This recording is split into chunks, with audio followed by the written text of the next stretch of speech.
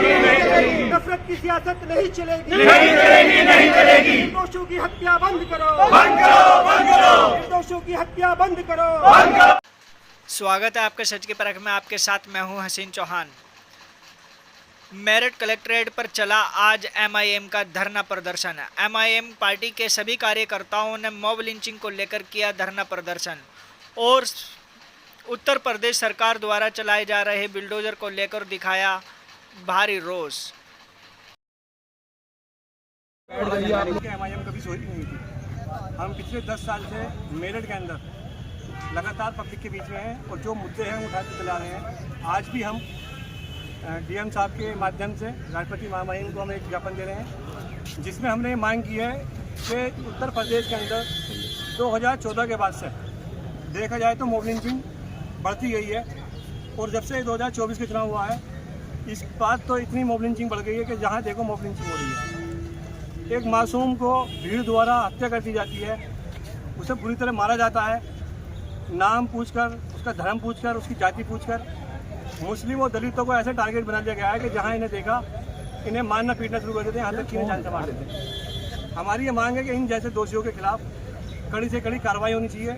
जो अभी कानून बना है मॉब लिंचिंग के लिए उसे फास्ट ट्रैक कोर्ट में उसकी सुनवाई होनी चाहिए।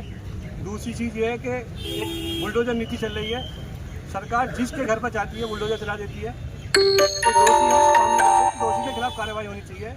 हमारे देश के संविधान में कहीं ऐसा नहीं लिखा कि आप किसी के भी घर को आप जमीनों दोष कर दो, उसके आशाने को गिरा दो या उसके परिवार को बर्बाद कर दो। एक परिवार से पूछिए जो अपनी मेहनत मजदूरी करता है, खून पसीना लगाता है, अपने बच्चों को भूखा प्यासा छोड़कर काम पर निकल जाता है, जिसकी ये गारंटी नहीं होती कि वापस आएगा नहीं आएगा। वो बड़ी मेहनत से एक आशियाना तैयार करता है और सरकार जहाँ सी देर में बुलडोजर लाती है तो फिर जमीन में मिला देती है। ये नीति बहुत गलत है, हम इसका विरोध करते हैं और हमारी ये मांग भी है कि ये दोनों चीज़ें बंद होनी चाहिए। जाति धर्म देखकर किसी भी चीज़ का ये कानून हो या कोई भी चीज़ हो ऐसा दुरुपयोग नहीं करना चाहिए। तो जी साहब, आपने कहा कि 10 साल से आप कर रहे हैं, प्रोटेस्ट कर रहे हैं, मतलब संघर्ष कर रहे हैं। ये जो आप कर रहे हैं इस समय बुलडोजर नीति और मॉब लिंचिंग, आपने कहा 2014 के बाद से चल रहा है। आपने अब तक यहाँ मेरठ की अगर बात कर लें, आप मेरठ के जिलाध्यक्ष हैं, कितने प्रोटेस्ट किए हैं? और दूसरा ये कि आप लोकसभा चुनाव नहीं लड़ते हैं, विपक्ष के पाले में गेंद फेंक देते हैं, विपक्ष दिख नहीं रहा है, तो आवाज़ उठाए तो उठाए कौन? आप चुप बैठ जाते हैं, विपक्ष आ नहीं रहा है। देखिए, हम समय समय पर हमने मांग उठाई है। पहले एक बार मवाने में हुआ था, महसूमा में हुआ था, हमने उस पर भी आवाज़ उठाई थी। अभी एक खतौली में मामला हुआ था, एक एनकाउंटर हुआ था, हमने उसमें भी आवाज़ उठाई थी और पुलिस दोषियों के खिलाफ हमने जो है उसमें 56 में एक वाद दायर कर रखा है जो अभी लंबित है। मैं उसको खुद पैरवी कर रहा हूँ, मैं उसमें एज ए एडवोकेट उसमें पैरवी कर रहा हूँ। और दूसरी चीज़ ये है कि आप लोग कह रहे हैं कि 2024 में जो हमने मैदान छोड़ा, देखिए हम हर उसके साथ हैं जो बीजेपी को हरा रही है।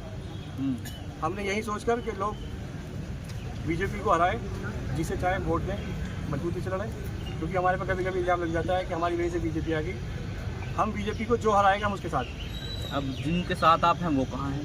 जिनके साथ, देखिए सुनिए, ये आज़ाद है, विचार की लड़ाई है।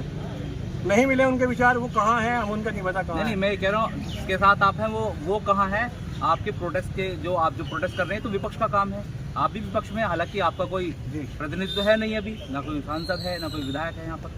देखिए, हम जिस पार्टी के हैं उसकी जो राष्ट्रीय अध्यक्ष है बैरिस्टर सुनील ओवैसी, वो अकेले ही विपक्ष से भारी पड़ जाते हैं।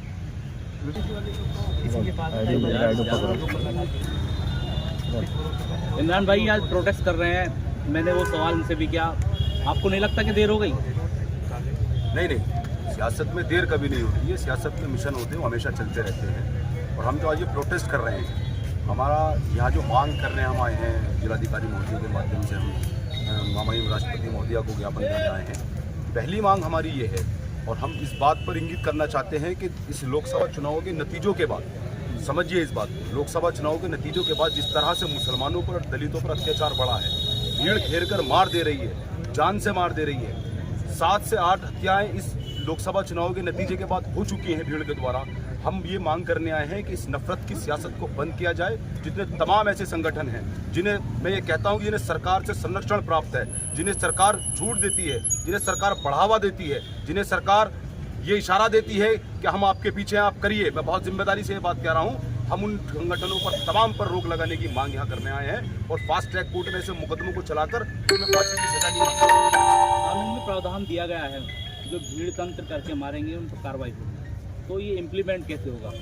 ये इम्प्लीमेंट करने की तो जिम्मेदारी सरकार की है ना। सुनिए मेरी बात, न्यायिक व्यवस्था है, हम न्यायिक व्यवस्था पर पूरा भरोसा करते हैं, पूर्ण रूप से हमारा विश्वास न्यायिक व्यवस्था पर है। लेकिन सवाल ये है कि इस देश के अंदर, संविधान के अंदर एक हर नागरिक की जान की जिम्मेदारी, आम और खास की जान की जिम्मेदारी वो सरकार की है, कॉन्स्टिट्यूशनल जिम्मेदारी है, चाहे वो केंद्र सरकार हो चाहे वो राज्य सरकार हो। कैसे इस देश के अंदर भीड़ घेर कर किसी को, दलित को, मुसलमान को मार देती है? किसकी हिम्मत हो सकती है इस देश के अंदर? क्यों उनको वहाँ पर फास्ट ट्रैक कोर्ट में उनको मुकदमा चलाकर फांसी नहीं दी जाती है? तमाम ऐसी घटनाएं यहाँ पर हो चुकी हैं और सरकार देख रही है। फास्ट ट्रैक कोर्ट का कोई प्रावधान नहीं बनाती है ऐसे मुकदमों के लिए।